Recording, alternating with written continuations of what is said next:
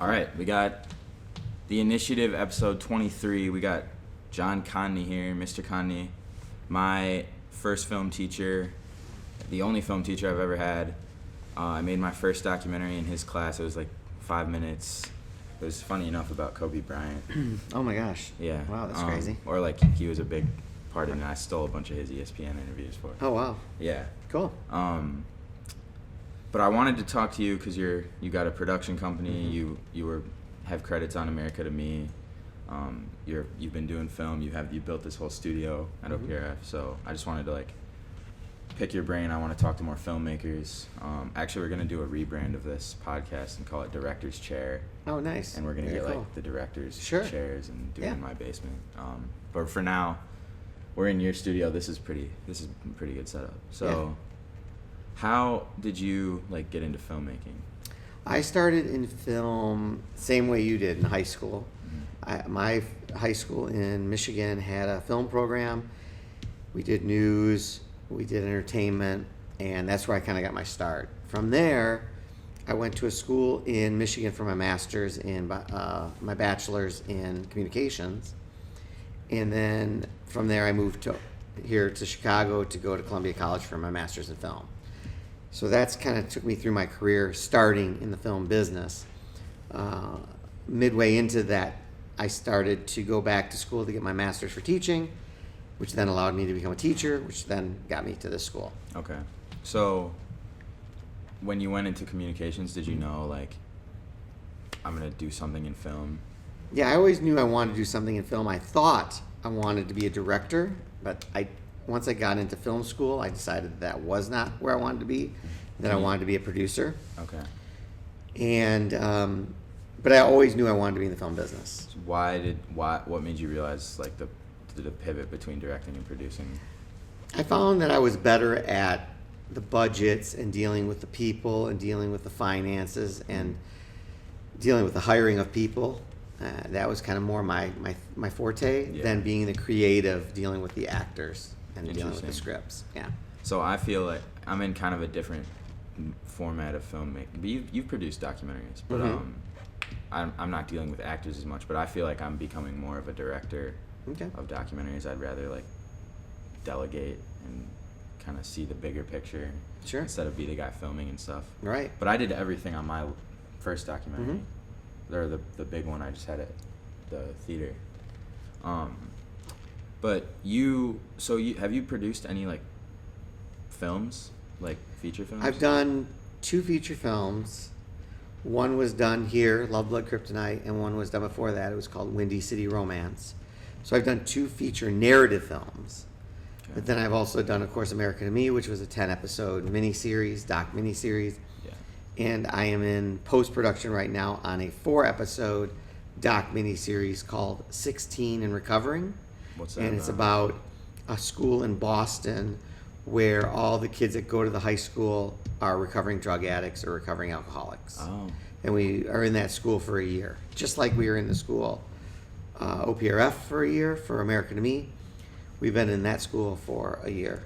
Okay, so I don't know too much about like the production side of things as much. Like for me, production is just like get cameras together and we're gonna go film.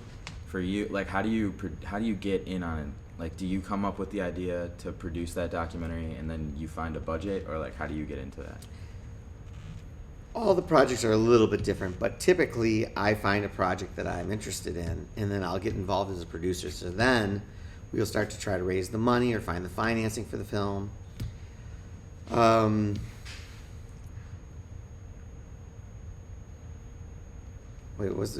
sorry, go back to the second. Yeah. How do I get, Yeah. So, and then for commercial work that we do, advertising and things like that, we're often given the creative for it. So somebody will say to us, hey, here's the creative for this particular commercial. What do you think it's going to cost to make these commercials? And then we go in and we budget it, we hire the director, and basically there's a process involved in that. Yeah. So every job, it depends. Sometimes it's being paid for by the client, like a commercial, or sometimes it's being paid by investors or by a production company when it's more narrative or documentary. So like an investor, they're gonna give you money in hope that they get a return. Correct. Okay. Correct. That's Interesting way to invest. It is a tough way. Yeah. It's hard to get investors. It's hard to raise money. We're working right now on a narrative horror film that we'd like to shoot this summer, and we have $150,000 raised, but we need about another $150,000 to do the project. It's a low budget feature, but we'll see. I mean, if we don't get that other 150, we may not be doing the project. I think it's just since we're talking about horror films, I think I saw something where it was like Saw had like a $5,000 budget, and that's, I would think it's a lot more than that, but it still was probably pretty low budget. like the first one though, where they're all in that same room. Yeah, that's I mean, what I heard. Something. It's a super low amount of money. Yeah, like they happen for sure. and it just blew up. Yeah, so it was interesting. So, anyways, back to college. So you knew you wanted to do something with film. You realized you wanted to be a producer instead of a director. Which college did you go to? I went to Columbia College in Chicago for my master's in film. What'd you go, like, for bachelor's? Where'd you go? I went in Michigan, Oakland University, a bachelor's in communications. Okay. And then you decided to go back to Columbia? Yes, then I came here, yes. Okay. So when you get here, this isn't here, right? This whole... Well, this facility was here. I mean, this has been here for a while. I didn't come here to OPRF until 16 years ago. That's when I started. Okay. But before I was here, there was somebody else that was running the program. It doesn't look like it does today. Okay. It was smaller, not as much gear. Yeah. Didn't have all these lights. It wasn't like this at all. I should have taken pictures of it. It's Yeah, actually that'd be cool. kind of crazy. That'd be cool to make a documentary about on that. So, but how do you... So, like, not as much gear, all this... Like, obviously, there's a lot of money that goes into this. How do you get the school to, like, greenlight that? Well, the school gets a grant every year, and that grant goes to only very specific subjects. Myself, auto tech, wood, culinary, basically vocational type of classes. Okay. What I mean by vocational in that means that if you take my classes, the 3 classes in succession, you in theory should be able to go out of this class and get a job in the field, because you've gotten some knowledge from my class that would allow you to do that. Much like in auto tech, you might be able to go work on cars. You might be able to become an apprentice. In film and television, you might be able to get out into the world and be an apprentice in TV or film. So because of that vocational track, we get access to some money that comes in a grant every year. That grant gets distributed amongst all the vocational classes, of which I get a decent part of. Okay. That's what allows me to buy all this stuff Okay. for the students. That's awesome. Yeah. Okay. So you have built this.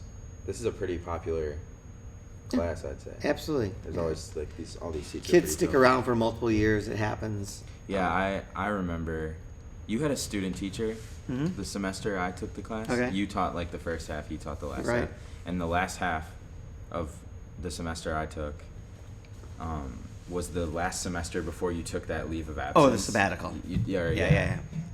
So I wasn't here during your senior year, or I was here during your senior year? My junior year, you weren't here. That was so Oh. I took your class. I got really Sophomore. Yeah.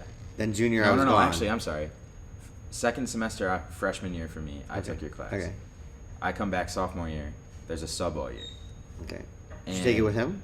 I was gonna, and then I not because of him. I just switched out right away because I was like, I wasn't into like news as much. Okay. So that was like the next step for me, and cause I knew I wanted to start making like the YouTube videos. Right.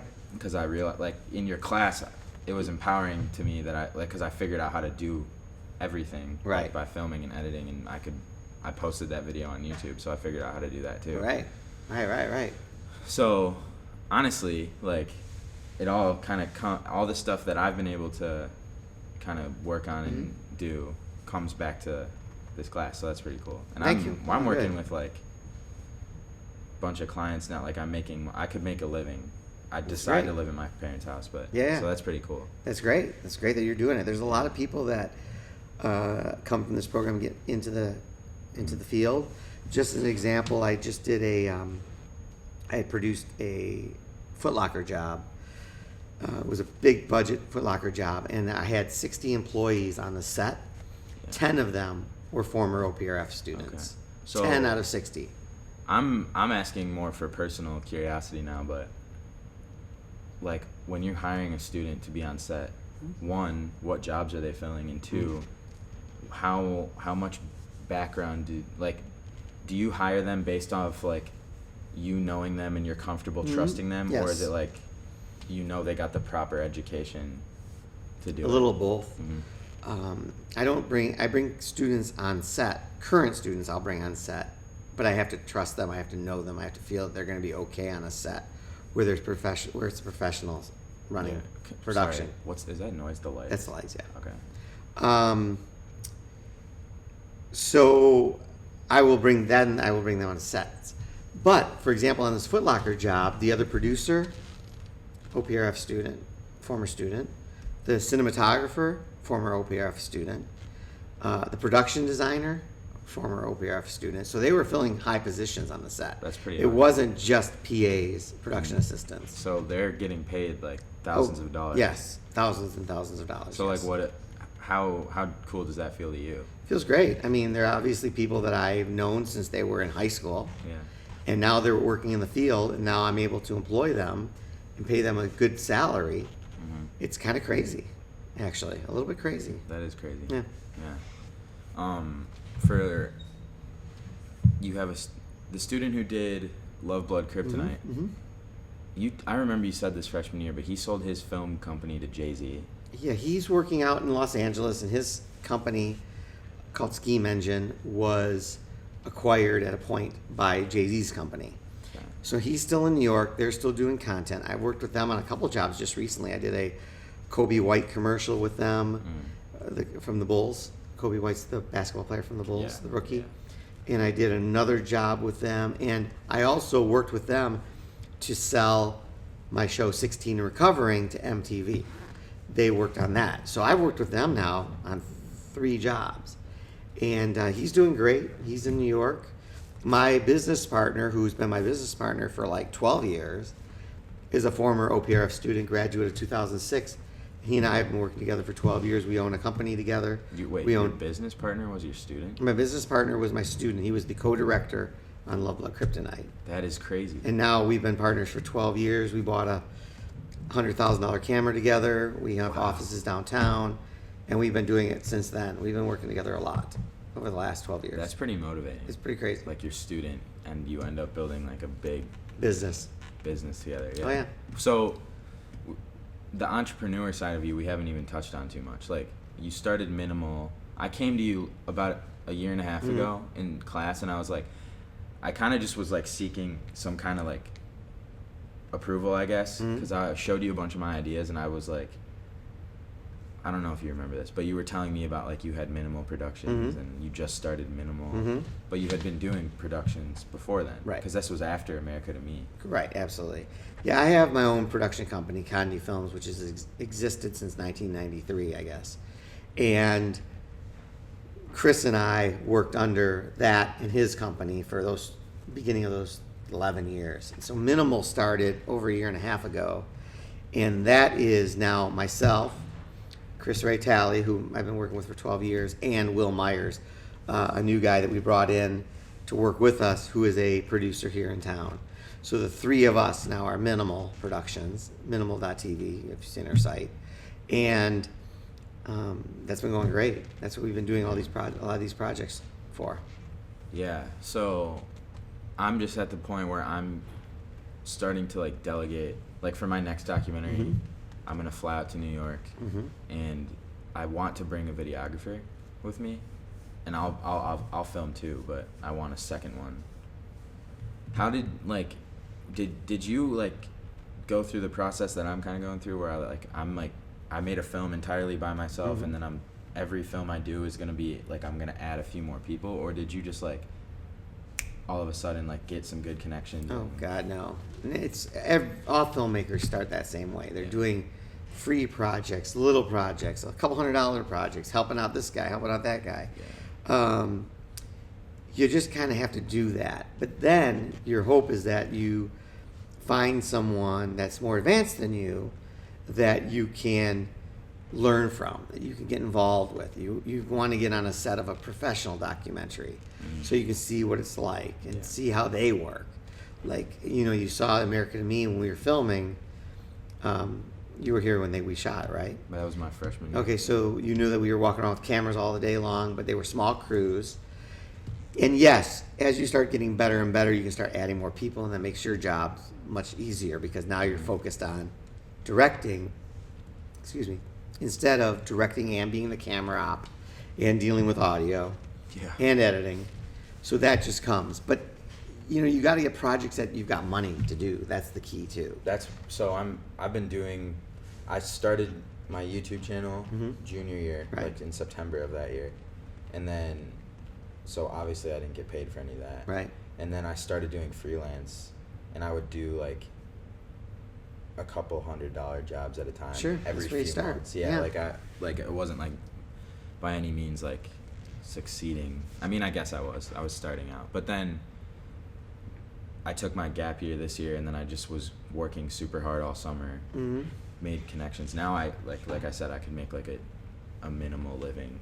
Yeah. Right doing, now. Doing your stuff. Yeah, like I have, but I want to get away from freelance and do mostly documentaries. So I did this one, and then the next one I do, the one in New York City, I'm actually gonna get paid for. That's great. So that's pretty. That's cool. awesome. And he's Documentary filmmaking it's a tough business. Yeah. It takes a lot of time. I mean, America to me, when it was all said and done, I bet it was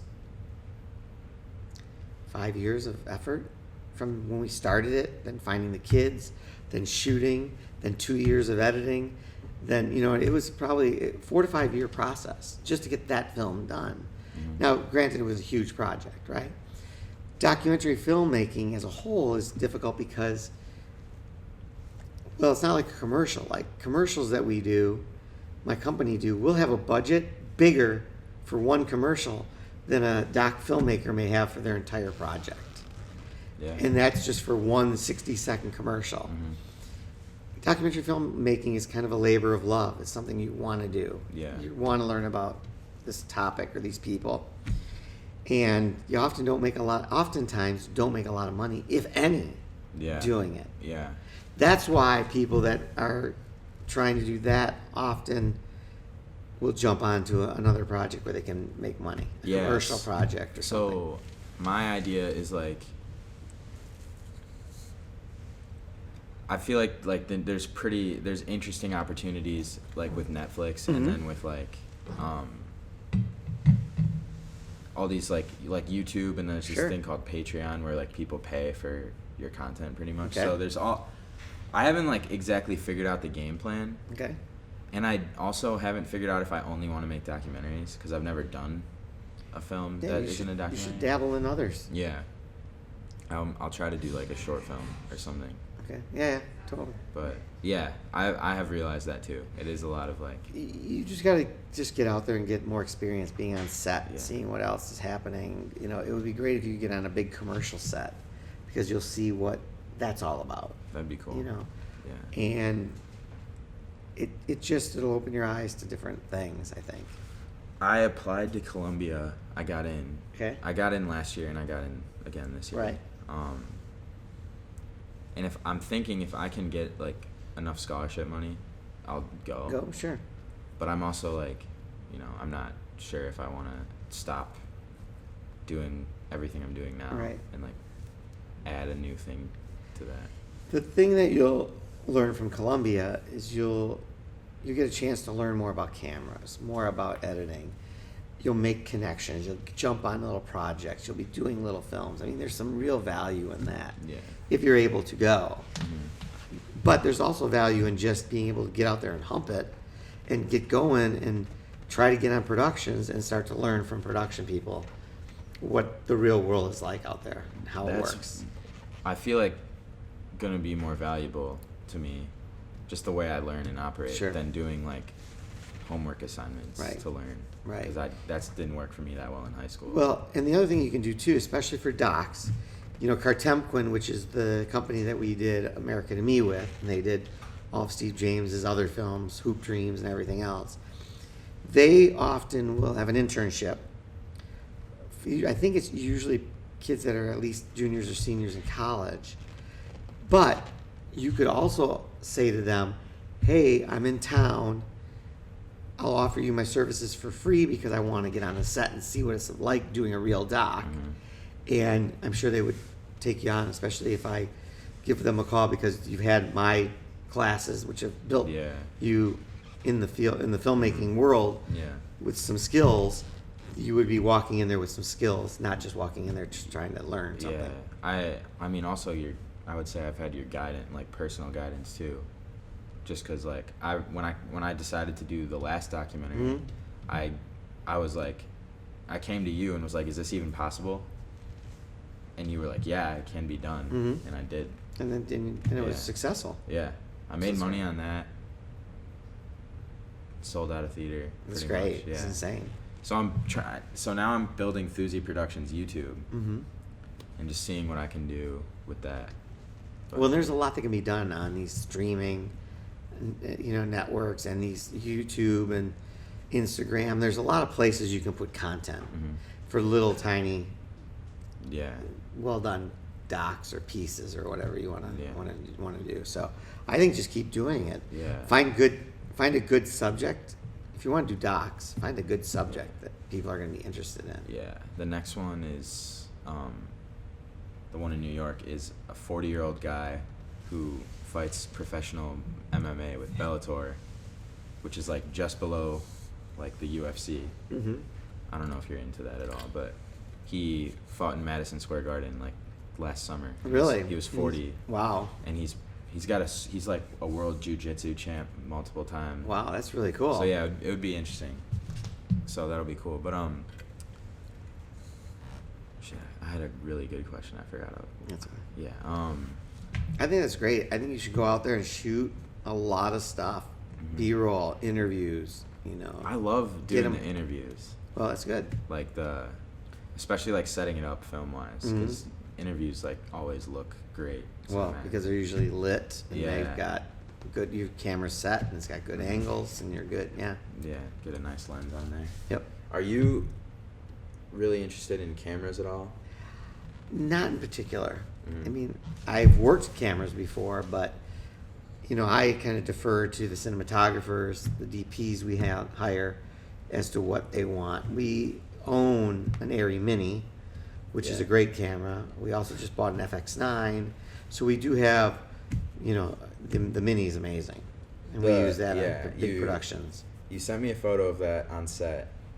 I showed it to my dad, and he was like, Pretty "This sick. looks like a Star Wars thing." I know, it's Yeah. pretty. It gets, when it's built up, it gets with the lens and the matte boxes and things like that. It gets fairly large. Yeah, I mean, I don't think people understand how expensive those cameras Are. get. Yeah, I don't think people would understand that a tripod could cost $20,000. I see that. I didn't know that. And until that now. when you think about a tripod costing $20,000 and a camera costing $20,000, or like the FX9 was, I think, $11,000. It wasn't bad comparatively, like to the Mini. Well, the thing is with cameras, like that camera is $700, and the difference between that and a $1,500 camera is like way more. Oh, really? Than the difference between like the more you get less bang for your buck the more expensive you go. Oh, but gotcha, then it's yeah. like filmmaking is competitive, Right.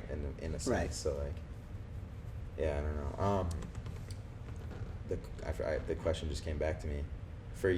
So like you sold America to me to Starz, or whoever, Right. someone sold it Starz, to Starz. yeah. So then that's a TV network. Right. Do you have like the shift in filmmaking is kind of like it's going from selling to networks and doing DVD and all that to just streaming. Right. Like Scorsese just did a streamer with The Irishman. Right. And I don't even think he did like a theater run. There was a limited theater run, I Yeah. believe, because I think you needed that to get into the Oscars, potentially get an Oscar okay. nomination. Do you like look at stuff like that and like see the lane there, or like are you still trying to go with TV? Oh, I think no, I would not discount any way of distribution. Yeah. Because it used to be everybody wanted to go to the film. Everybody wants to show a project on the big screen, right? That's the dream. But that's really expensive to do, to have something like that happen. And if you can get something on a Netflix or an Amazon Prime or some streaming network, you could end up getting more viewers just from that. So I don't think I would limit myself to anything. I think I'm whatever the right deal is at the time. Yeah. You know, Starz bought America to Me, and this was kind of not something Starz had ever acquired before. And they were a great partner in America to Me. Yeah. And so far, with 16 and Recovering, MTV's been a good partner on that one. So, do you sell those networks the idea? with America to Me, it was pretty much, well, at least 5 episodes were done. Oh, okay. And the other 5 were rough, but were assembled. So they got to see pretty much what the series would look like. With 16 and Recovering, that film, they bought it based on the fact that we just shot the whole thing. We had footage and we had a trailer and a teaser for it. So that is what enabled them to decide they wanted to buy it. So now that one's in post-production. We're actually editing that one right now. Oh, okay. So But, yeah. there's There's a risk there with filming because you don't know if someone's going to buy it. I mean, I'm Oh, sure. yeah, of course. Yeah, it's really hard to get the money up front because everybody's got ideas, and it's how do you get somebody to give you money for your idea or for somebody's idea. And it's, we lucked out. America to Me, we had a great producing partner with Participant Media, and they came in and helped us to get the film made. You got to find that is a tricky thing. To find somebody that's willing to take their chance on you Okay. from just the concept. Okay. That is interesting. So I'm learning a lot as this conversation unfolds, but just to wrap up, is there like a dream project that you would say, like, is there something like you've always wanted to do since you started being a filmmaker? Yeah, I'd probably say I want to do a bigger budget narrative feature. I really enjoy I enjoy the narrative. I like storytelling and starting with a script and getting it to being a film is very exciting to me. So I would say that doing more narrative work is something I would really like to do. Okay. And then, like, do you care about, like, winning an Oscar or anything? I mean, that would be great. I think everybody would love that, but I like to entertain people, whether it's through doc, through a commercial. I like to produce. The interesting thing about my job as a producer is, and this is true in many professions, but I can definitely say it's true in my producing profession, I'm learning something every single job I take. Every job I take, I learn something. I learn something new, multiple things.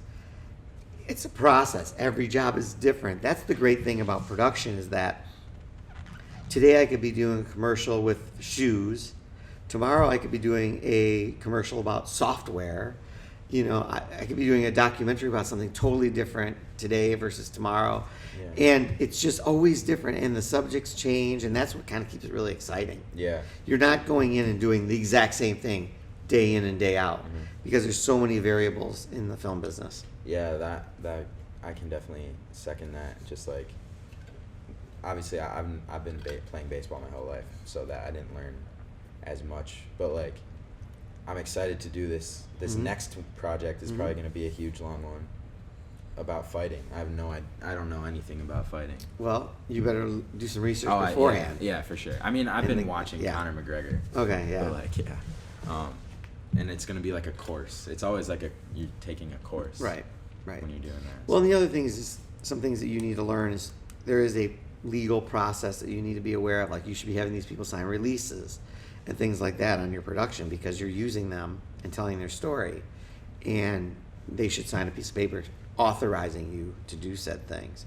These are things you just kind of learn over time that you, as a filmmaker, need to take care of. That's the business end of it. That's the producing end of it. Yeah. Something to think about. Yeah, sure. Yeah. All right. Thank you. Hey, this was great, man. That was a lot of fun. Yeah, Thanks. This is cool, man. Thanks for coming on. Keep watching.